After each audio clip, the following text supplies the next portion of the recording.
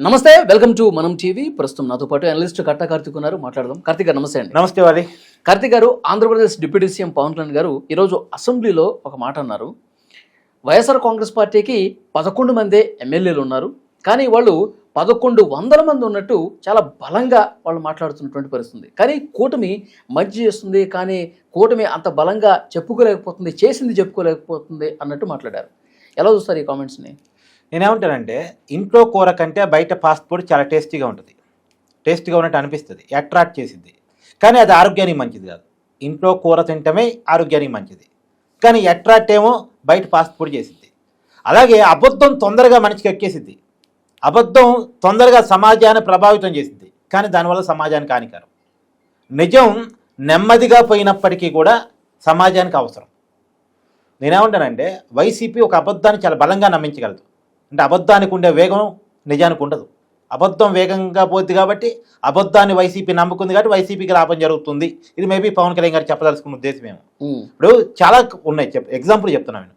YS Rajasekhara Reddy గారు చనిపోయినప్పుడు దాన్ని సానుభూతిగా మార్చడం కోసం చాలా ప్రయత్నాలు చేసింది వైసీపీ. ఆ రోజు జగన్మోహన్ రెడ్డి టీం, అప్పటికి ఇంకా వైసీపీ పార్టీ పుట్టకపోయినా సరే, రాజశేఖర రెడ్డి గారిది ప్రమాదం కాదు, ఎవరో ఏదో చేశారు, రిలయన్స్, చంద్రబాబు, సోనియా గాంధీ కలిసి రాజశేఖరని ఏదో చేశారు అనే ఒక అనుమానాన్ని పెద్ద ఎత్తున జనంలో తీసుకెళ్ళింది. అనుమానాన్ని నమ్మినటువంటి రాజశేఖర రెడ్డి గారి అభిమానులు రిలయన్స్ ఆస్తుల మీద కూడా పడ్డారు, ధ్వంసం చేశారు రిలయన్స్ ఆస్తులని. మీకు గుర్తుందా? అవును. తర్వాత అదే రిలయన్స్ కంపెనీకి సంబంధించినటువంటి వ్యక్తికి, పరిమిళ నత్వానికి, జగన్మోహన్ రెడ్డి అధికారంలోకి వచ్చిన తర్వాత రాజ్యసభ సీట్ ఇచ్చాడు. నిజంగా తన తండ్రిని కనుక వాళ్ళు ఏదైనా చేస్తుంటే, రిలయన్స్ కుటుంబం చంద్రబాబుతో సోనియా గాంధీతో చేతులు కలిపి ఏదైనా చేసి ఉంటే, వాళ్ళ కుటుంబానికి ఎందుకు రాజ్యసభ సీట్ ఇచ్చాడు? పరిమిళ నత్వానికి ఎందుకు ఇచ్చాడు? తెలుగు రాజకీయాలతో సంబంధం లేకపోయినా, వైసీపీ పార్టీతో సంబంధం లేకపోయినా ఎందుకు ఇచ్చాడు? అంటే ఆ రోజు చెప్పింది అబద్ధం, కానీ అబద్ధం జనానికి ఎక్కిందిగా. తర్వాత బాబాయిని చంపి గుండెపోటు అన్నారు. గుండెపోటు అనేది నమ్మించడానికి ట్రై చేశారు, మొదట్లో నమ్మించారు. వైఎస్ సునీత గారి గనక తిరుగుబాటు చేయకపోతే, రీపోస్ట్ మార్టం చెయ్యండి అనకపోతే, ఆ రోజు టీడీపీ ప్రభుత్వం లేకుండా ఉండుంటే, వైసీపీ ఉండి అది గుండెపోటుగా అయిపోయేది. కానీ ఆ రోజు గవర్నమెంట్ వైసీపీది కాకపోవటం, వైఎస్ సునీత తిరుగుబాటు చేసి రీపోస్ట్ మార్టం అడగటం వల్ల అది హత్యగా ప్రజలందరికీ తెలిసిపోయింది, నిజం తెలిసిపోయింది. హత్య ఎవరు చేశారన్న కూడా అప్పట్లో వైసీపీ నమ్మించింది నారావారి రథ చరిత్ర అని. ఫస్ట్ ఏమో గుండెపోటు అన్నది వాళ్ళే, ఆ గుండెపోటు హత్యగా తీరిన తర్వాత దాన్ని అవతల వాళ్ళ మీద నెట్టగలిగింది వాళ్ళే. నెట్టడమే కదా, దాన్ని నమ్మించారు. 2019 ఎన్నికల్లో లబ్ధి పొందగలిగారు. ఇప్పుడు ఆ రోజుల్లో పింక్ డైమండ్ అసలు లేదు, ఆ డైమండ్ ఎవరు లేదు, కానీ ఆ డైమండ్ని సృష్టించారు, దాన్ని నమ్మించారు. ఆ డైమండ్ చంద్రబాబు నాయుడు గారు కొట్టేశారన్న విషయాన్ని జనం చేత నమ్మించగలిగారు వాళ్ళు. చివరికి వాళ్ళ అధికారంలోకి వచ్చిన తర్వాత పింక్ డైమండ్ అనేదే లేదు అని వాళ్ళే ఒప్పుకున్నారు.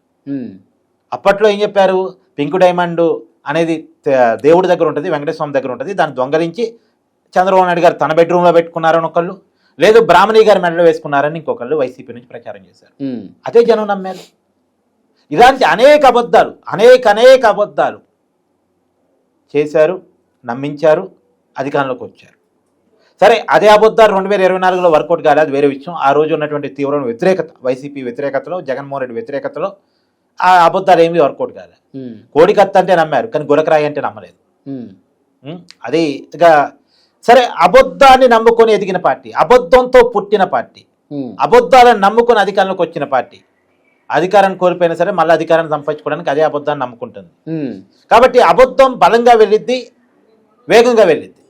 మనం నిజానికి కనుక గట్టిగా చెప్పలేకపోతే, అబద్ధాన్ని జనం నమ్మి 2019లో కనుక జరిగిన నష్టం మళ్ళీ జరగకుండా ఉండాలంటే కూటమిగా ఉన్నాం, ఐక్యంగా ఉన్నాం, మన సంఖ్యాబలం కూడా చాలా ఎక్కువ, చెప్పాల్సిన విషయాన్ని నిజంగా బలంగా చెప్పాలి అనేది పవన్ కళ్యాణ్ గారు చెప్పిన మాట.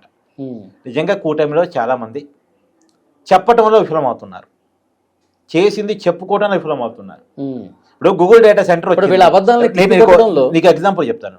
గూగుల్ డేటా సెంటర్ వచ్చింది, అనౌన్స్ అయిన తొలి 10 రోజులు వైసీపీ చేసిన ప్రచారం ఏంటి? అసలు ఈ డేటా సెంటర్ వల్ల ప్రయోజనం ఉండదు, 2 సెక్యూరిటీ గార్డు ఉద్యోగాలు వస్తాయేమో, అంతకుమించి ఏమీ రావు అని చెప్పింది. దీనివల్ల కరెంటు వేస్టేజ్ అవుద్ది, మనకి పవర్ ప్రాబ్లమ్స్ వస్తాయి, వైజాగ్కి వాటర్ కష్టాలు వస్తాయి, ఇది మనకు అవసరం లేదు అన్నారు. తీరా దీనివల్ల జనం రిసీవ్ చేసుకోవట్లేదు అనగానే జగన్మోహన్ రెడ్డి గారు వన్ ఫైన్ డే బయటకు వచ్చి ప్రెస్ మీట్ పెట్టి అప్పుడు దాకేమో గుడివాడ అమర్నాథ్ చేత సజ్జల రామకృష్ణారెడ్డి వీళ్ళంతా మాట్లాడారు. తర్వాత ఇది జనంలోకి వైసీపీకి నెగిటివ్గా తీసుకెళ్తుందని వెంటనే మాట మార్చి జగన్మోహన్ రెడ్డి గారు ఒక రోజు వచ్చేసి ప్రెస్ మీట్ పెట్టి గూగుల్ డేటా సెంటర్ రావటం మంచిదే, దానికి రావడానికి కారణం నేను సాధించిన అదాని డేటా సెంటర్ ఇప్పటి గూగుల్ డేటా సెంటర్ అని తన క్రెడిట్ వేసుకున్నాడు. ఒకప్పుడు అది వృధా అని ప్రచారం చేసింది వైసీపీనే, 10 రోజుల్లో మాట మార్చి తన క్రెడిట్ లాక్కునే ప్రయత్నం చేసింది వైసీపీ. నిజానికి సాధించిన వాళ్ళు ఏమో కామైపోయారు. వాళ్ళు అంటే సాధించిన వాళ్ళు మేము సాధించామని చెప్పుకోవడానికి తిప్పలబడే పరిస్థితి. నారా లోకేష్ గారు క్రెడిట్ ఉంది అక్కడ, కానీ నేను సాధించానని చెప్పుకోవడానికి నారా లోకేష్ గారు అంటే వీళ్ళకంటే బలంగా వాళ్ళు చెప్పుకున్నారు వైసీపీ వాళ్ళు. అంటే ఇలా అనేకం ఇప్పుడు వెలుగొండ ప్రాజెక్టు ఉంది, దానికి శంకుస్థాపన చేసింది చంద్రబాబు నాయుడు గారు, దాన్ని రూపకల్పన జరిగింది ఎన్టీఆర్ హయాంలో, దాన్ని పనులు వేగవంతం చేసింది చంద్రబాబు నాయుడు గారి పరిపాలనలోనే. అయితే ఇప్పుడు జనానికి వైసీపీ ఏం నమ్మించుకోగలుగుతుంది? రాజశేఖర్ రెడ్డి గారే వెలుగొండ ప్రాజెక్టును స్టార్ట్ చేశారు, రాజశేఖర్ రెడ్డి గారే దాదాపు చాలా పని కంప్లీట్ చేశారు, మిగతా పనులు జగన్మోహన్ రెడ్డి గారు కంప్లీట్ చేశారు, దాన్ని వాళ్ళు చంద్రబాబు నాయుడు గారు ఓపెనింగ్ చేస్తున్నారని ప్రచారం చేస్తుంది. నిజానికి జగన్మోహన్ రెడ్డి గారే మిగతా పనులు కంప్లీట్ చేసి ఉంటే మరి జగన్మోహన్ రెడ్డి గారు ఎందుకు ఓపెనింగ్ చేసి ఉండడు? ఆయన ఓపెనింగ్ చేసుకుని ఉండేవాడు కదా. అవును, అంటే ఈ నిజం జనం ఆలోచించరా? కానీ అబద్ధాన్ని నమ్ముతారు అని అబద్ధాన్ని బట్టిగా ప్రచారం చేస్తున్నారు, ఒక అబద్ధాన్ని నమ్మించుకోగలుగుతున్నారు వాళ్ళు. ఓకే, ఇలాంటి నీకు చెప్పమంటే చాలా చెప్తా పని నేను నీకు. ఒక అబద్ధాల పుట్ట వాళ్ళ దగ్గర ఉంది, దాన్ని ఈజీగా జనంలో తీసుకెళ్ళగలుగుతున్నారు, ఈజీగా నమ్మించుకోగలుగుతున్నారు. అది ఎగ్జాంపుల్ మెడికల్ కాలేజీని కూటమి గవర్నమెంట్ పబ్లిక్ ప్రైవేట్ పార్ట్నర్షిప్లో చేయబోతా ఉంది. నిజానికి ఇది జగన్మోహన్ రెడ్డి ఉన్నప్పుడు అనుకున్నదే, కానీ ఇవాళ కూటమి మీద వ్యతిరేకతతోటి ప్రైవేటీకరణ చేస్తున్నారు మెడికల్ కాలేజీని క్రియేట్ చేశారు. ఓకే, ప్రైవేటీకరణ వేరు, పబ్లిక్ ప్రైవేట్ పార్ట్నర్షిప్ మోడల్ వేరు. కానీ ప్రైవేటీకరణ అనేది వైసీపీ నమ్మించగలుగుతుంది. పీపీపీ అని చెప్పుకోవడానికి ఇది ఇబ్బంది పడే పరిస్థితి. అంటే వీళ్ళకంటే వాళ్ళు బలంగా తీసుకెళ్తున్నారు. ఎగ్జాంపుల్ తిరుమలలో ఇప్పుడు రసాయన మిశ్రమం కలిపిందని సిబిఎస్ఈ క్లియర్గా చెప్తుంది, రిపోర్ట్లో ఉంది. రిపోర్ట్ చదువుకోవటం వచ్చిన ఎవరికైనా ఆ రిపోర్ట్ చూస్తే అర్థమైంది క్లియర్గా.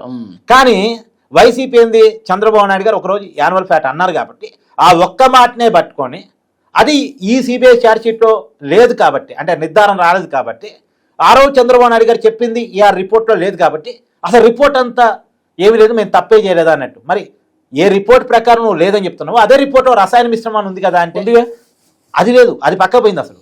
కానీ ఏమి జరగలేదు అన్న దాన్ని వైసీపీ బాగా తీసుకెళ్ళగలుగుతుంది.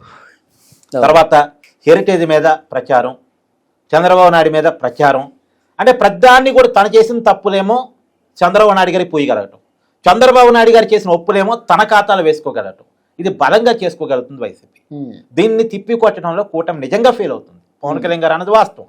అంటే వాళ్ళు ఎన్ని అబద్ధాలే బలంగా చెప్తున్నారు, అదే నిజమని నమ్మే విధంగా చెప్తా ఉన్నారు, కానీ దాన్ని బలంగా తిప్పికొట్టట్లా కూటమి. అవును, నేను ఇప్పుడు ఇన్ని ఉదాహరణ చెప్పాను కదా. అవును అవును, ఇవన్నీ కూడా ఇప్పుడు ఎగ్జాంపుల్ అబ్బా, నిన్న ఒక డాక్యుమెంటరీ రిలీజ్ అయింది, వైసీపీ వాళ్ళు తిరుమల మీద ఒక డాక్యుమెంటరీ రిలీజ్ చేశారు. దాంట్లో ఏం చెప్తారు, 7 కొండలు వెంకటేశ్వర స్వామి అని జీవో ఇచ్చింది రాజశేఖర రెడ్డి అని చెప్తున్నారు. జీవో ఇచ్చింది రాజశేఖర రెడ్డి కాదని ఎవడు అనుకోడు, కానీ ఆ జీవో ఇవ్వాల్సిన అవసరం ఎందుకు వచ్చింది అది చెప్పరు. అంటే 2 కొండలు అని చెప్పి ప్రచారం చేసింది ఎవరు? ఫస్ట్ 2 కొండలు అని చెప్పేసి దాని అంతవరకే పరిమితం చేసి, అది వివాదంగా మారిన తర్వాత హిందూ సంఘాలు టీడీపీ గోల చేసిన తర్వాత 7 కొండలని జీవో ఇవ్వాల్సి వచ్చింది. అప్పుడు కూడా చంద్రబాబు నాయుడు గారు చెప్పింది ఏంది, అసలు 7 కొండలైనా సరే అది మనం నమ్మకం, కానీ దేవుడికి పరిధిని మనం జీవో ఇవ్వటం ఏంటి అసలు? దేవుడికి విశ్వం మొత్తం పరిధే కదా, దేవుడికి పరిధులు కేటాయించడానికి మనం ఎవరు అని చెప్పి చంద్రబాబు నాయుడు గారు చెప్పారు. కానీ ఇప్పుడు వైసీపీ ఏం ప్రచారం జరగలుగుతుంది, ఆ 7 కొండల్ని పరిరక్షించింది రాజశేఖర్ రెడ్డి అని ప్రచారం చేసుకోగలుగుతుంది. కానీ అసలు రాజశేఖర్ రెడ్డి కానీ తర్వాత జగన్మోహన్ రెడ్డి కానీ కనీసం సతీ సమేతంగా ఎప్పుడు తిరుమల వచ్చి పట్టు వస్త్రాలు ఎందుకు సమర్పించలేదు అన్నదానికి సమాధానం లేదు. కానీ వాళ్ళు చెప్పింది రాజశేఖర్ రెడ్డి గారు కూడా సతీ సమేతంగా ఎప్పుడు పోలేదా? పోడాయన, ఆయన బోర్డు, జగన్మోహన్ రెడ్డి బోర్డు. పైగా భూమన కరుణాకర్ రెడ్డి అసలు నాస్తికుడు, తర్వాత కమ్యూనిస్టు, తర్వాత క్రిస్టియన్ ఐడియాలజీ ఉన్నటువంటి వ్యక్తి వాళ్ళ కుటుంబంలో.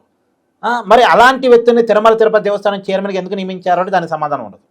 ఇవన్నీ పక్క పోతాయి, అసలు ఇవన్నీ మాట్లాడరు వాళ్ళు, చెప్పదలుచుకుంటే చెప్తారు, జనాన్ని నమ్మిస్తారు. ఈ కూటమి ఈ విషయాలని చెప్పుకోవడానికి ఫెయిల్ అవుతుంది. అసలు భూమన్ని ఎందుకు తిరుమల చైర్మన్గా పెట్టారు, చైర్మన్గా పెట్టి వీళ్ళు చేసింది ఏంది, రసాయన మిశ్రమాన్ని కలిపి మన ఆరోగ్యాలతో మన మనోభావాలతో ఆడుకుంది ఏంది అని జనం బలంగా చెప్పాలిగా. వీళ్ళు చెప్పడంలో ఫెయిల్ అవుతున్నారు, వాళ్ళు అబద్ధాన్ని నమ్మించడంలో పాస్ అవుతున్నారు. ఇదే పవన్ కళ్యాణ్ గారు చెప్పదలుచుకుంది. కానీ ఇప్పటికైనా మార్పు రావాలి. అయితే విచిత్రమైన విషయం అంటే పవన్ కళ్యాణ్ గారి స్టేట్మెంట్ ఇప్పుడు వైసీపీ పండగ చేసుకుంటాను, ఉమ్, నువ్వు అబద్ధాలు చెప్పడంలో మగోడిరా అంటే మొనగాడిరా అంటే నన్ను పవన్ కళ్యాణ్ మొనగాడు అన్నాడు మగోడు అన్నాడు అని చెప్పేసి వాళ్ళు ప్రచారం చేసుకుంటున్నారు. నేను మొనగాడు అన్నది ఏ విషయంలో అన్నాడు? అబద్ధాలు చెప్పి నమ్మించడంలో. గొంతు కోసి నేను కాదు కోసింది, కత్తే మాత్రమే కోసింది, చంద్రబాబు నాయుడు కోపించాడు అని చెప్పి చెప్పడంలో వాళ్ళు సక్సెస్ అవుతున్నారు. అంటే దేనికి అన్నాడు అనేది కూడా అర్థం చేసుకోకుండా వాళ్ళు పండగ చేసుకుంటున్నారు. చూద్దాం, కూటమి నేతల్లో దీన్ని సమీక్షించుకోవాలి.